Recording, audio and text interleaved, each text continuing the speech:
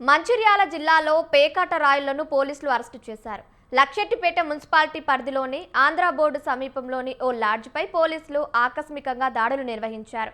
గుట్టుచప్పుడు కాకుండా పేకాట నిర్వహిస్తున్నారనే పక్కా సమాచారంతో పోలీసులు దాడులు చేసి 6గురిని అరెస్టు చేశారు.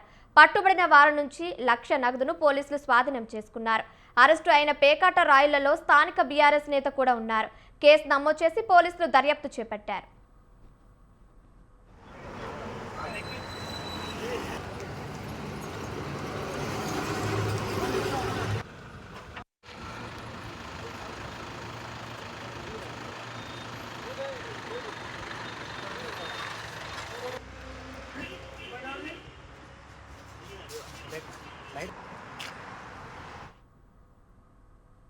మహారాష్ట్రలో పెను విషాదం జరిగింది. సాంగ్లీ జిల్లా మోటేవాడి గ్రామంలో మార్గుబాయి ఆలయ ప్రాంగణంలోని గోడకూలి 6గురు మరణించారు. మరో 14 మంది తీవ్రంగా గాయపడ్డారు. మార్గుబాయి దేవియాత్ర సందర్భంగా ప్రార్థనలు చేసేందుకు పలువురు భక్తులు ఆలయం వద్ద గుమిగూడారు.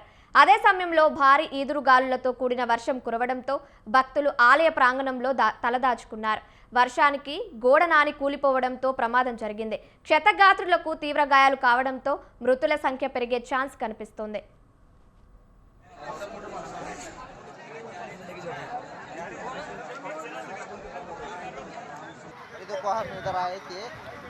ऐसे हो गया हम भी इधर खड़े हम सही सलामत है, हमको कुछ नहीं हो गया, कुछ तो होना चाहिए फैसला होता है।